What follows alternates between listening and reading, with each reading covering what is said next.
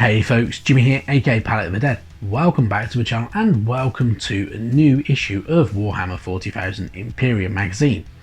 Now, as per usual with all these videos, if you like them, hit that like button, subscribe to the channel if you haven't already, and of course, drop a comment down below. I love hearing back from you guys and it goes an absolute massive way to help the channel too.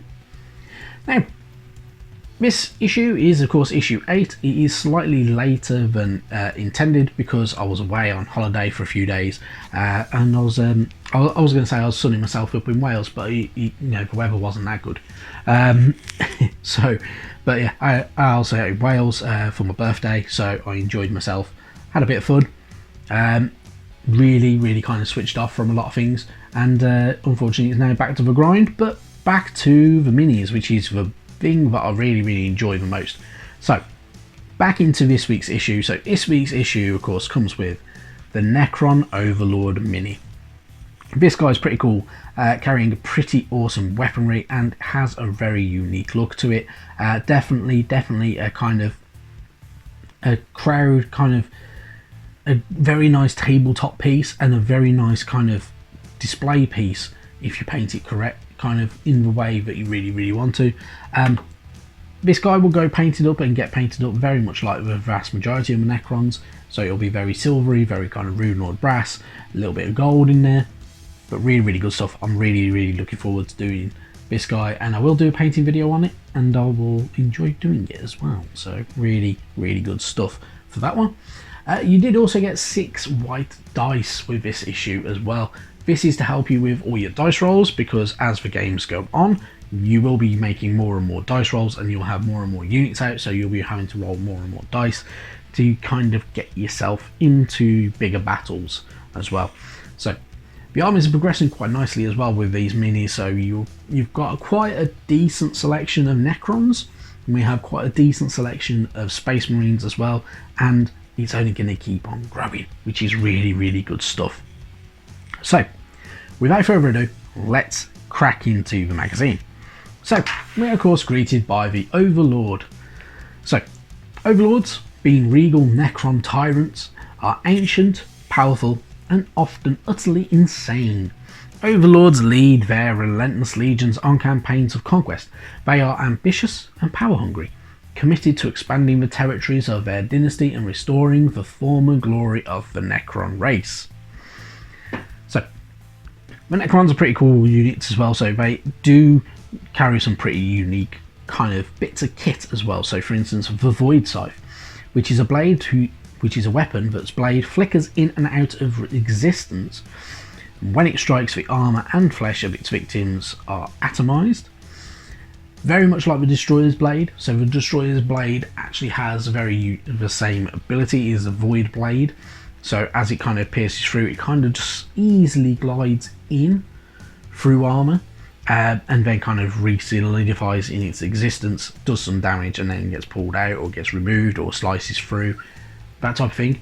Does a lot of quite a damage to your kind of whoever the target is, and yeah, it's utilised in that way, which is different, it's unique, and yeah, very Necron-esque, really, isn't it?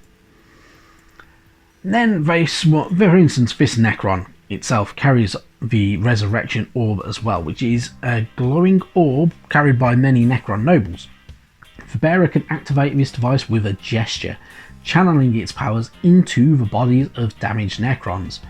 The regeneration circuits of the fallen are then empowered by this energy, and in an instant, when I can learn to speak, the remains of seemingly obliterated Necrons crawl together and stand ready to fight again. So, a bit of a cheaty Pete way of doing things, but that is very much the Necron way. So the Necrons kind of regenerate themselves through things like the Resurrection Orb, and kind of can be brought to stand back up by the Overlords as and when needed, which is really good stuff. They of course do have their kind of dynastic symbols and symbology, and other bits and pieces to do with the former glory of their race. So for instance, the Ankh in the middle of the chest, the different bits and pieces for the headgear, so kind of makes them stand out a bit more. The Overlords also have a cape and loincloth as well. This is to kind of reflect their social status in the Necron kind of society in a roundabout way, and kind of signalises that they are above the regular good old warriors. Some Necron Overlords, which is one of the bits and pieces that we don't get with this mini, is the Tachyon Arrow as well, which is a wrist-mounted weapon favoured by many Overlords. When it's activated, a Tachyon Arrow looses a thunderous bolt of green lightning that is capable of burning a hole through any armoured vehicle, which is sounds a little bit OP really, doesn't it? But yeah, really good stuff. So they can carry some pretty cool unique items, which is very Necron-esque. Then you get, of course, their battle record, so bring your model to life by giving it a name, giving it loads of epithets and loads of kind of titles and regality, and of course their degradations as well. So for instance, you can have a degradation, for instance, like keeping conquered foes as slaves, allowing no enemy to flee the field, plots against their superiors, obsessed with attaining divinity, having fully embraced their android nature, and then afflicted by a constant paranoia, for instance, depending on how they, which is all to do with their psyche, which is pretty cool stuff. But yeah, really good stuff. And of course naming the weapon as well, which it has one really standout name that I think is brilliant as well, which is Infinity's Edge. I really like that name for the Void Scythe, and I think that'll definitely be what mine's called in the long run. But really good stuff. And yeah, definitely a cool model as well. Not a lot of lore in this issue because there's a lot more painting stuff. But first, of course, we have the how to build section. You will need glue for this one, so make sure you are test fitting pieces before building it. If you don't test fit, there is also always the possibility of absolutely knackering it up and making a big mistake, which you do not want to do. You don't get spare parts, and it is difficult to fix if you do make an error. So dry fit them, which is suggested in the magazine, and it is 100% a very valid thing to do. Dry fit your models, just so you can make sure that your edges meet up, they line up, and everything is kind of nice, fit and snug, which is very needed. And then once you build it up, it's going to look something like that. It'll look really cool. It's a pretty damn good unit as well, so you shouldn't have many issues with it though when you've done it. Painting it's very easy. Paint it the same way you have with your other Necrons. If you're following the magazine, you are going to want to do other little bits and pieces, so kind of make sure that you're getting into all the little nooks and crannies. So you may want to do this in subsections, which is probably what I will do. So I'll probably have the main body and then the good old cloak and everything like that as well, kind of done separately, just so I can kind of get in between it, behind everything with a bit of ease and without having to kind of faff around too much. And I'll probably also do the Void Scythe separately as well, just to minimise the possibility of knackering things up, which is definitely not what I want to do. But really cool money, really good stuff. Paint it up, have fun with it. The painting system for this is actually really good. The Necrons, because it makes them stand out, it makes them look really good, and it gives them that unique Necron look as well.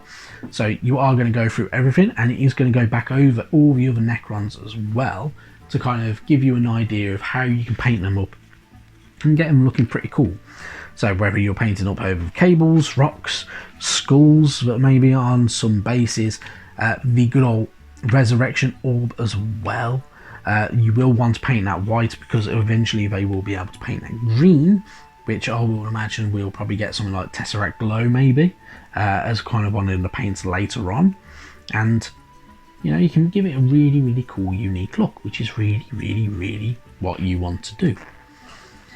And then kind of going back through everything, so it's literally using like your Abaddon Black on things like weaponry and kind of getting it to just stand out to a really cool unique look. And yeah, to be honest, I'm not gonna lie, the majority of people will have painted up theirs and it won't look too far away from what these guys do. So for instance, if I pick up one of my if I pick up my good old Royal Warden, here, he has a little bit of that look to him. So he has a little bit of that metallic, good old Rune Lord brass, a little bit of gold on there, and then a pretty cool look.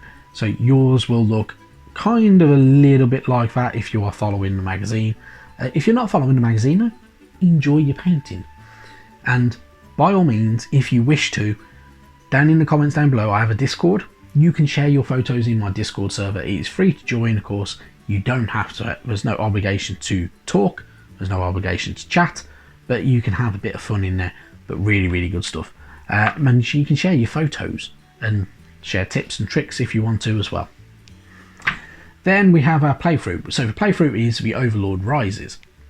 So this one, you are using your Overlord for the Necron side, and then you are using your Primaris Aggressors for the Space Marine side. And your tasks are, as the Necrons, eliminate the Vermin, aka the Space Marines. And if you are playing as Space Marines, you've got to destroy the Overlord. Very, very simple, on a small placemat. Enjoy, have fun. That's all I can say, really. A pretty simple one. This is another one that is just trying to get you used to kind of playing and going through everything, and then you'll have a lot of bits and pieces with this, and you'll enjoy it as well. So it is really good stuff, and yeah, have fun. But really, really good, cool. On to the next one. So Necron Warriors. So confusion with this one. Issues 9 and 10, we get Necron Warriors and the Scarabs. So they are in two parts. This is one set, but it is across 2 issues. A weird way of doing it. So one issue, you get, I think it's 6 Necrons, and you get 1 Scarab. The next issue, you get 2 Scarabs and 4 Necrons, if I remember rightly, and that is because of the way that the sprues have been split up. So it's not just one sprue, it's kind of one set of them, but it is just literally the 10 Necron Warriors and the 3 Scarabs, from what I'm aware. If I'm wrong, I'm wrong. If I'm right, then in all honesty, I got the information from Warhammer.com. So yeah, we'll see. But it should be that way around, as far as I'm aware. So from the actual good old covers, it does say part 1 of 2 and part 2 of 2. So that should be exactly it, I believe. Right, that's it. I'm rambling on a bit. Thank you very, very much for watching, and I'll see you soon for some more good old Warhammer 40k Imperium. Thank you very much for watching. Bye bye now.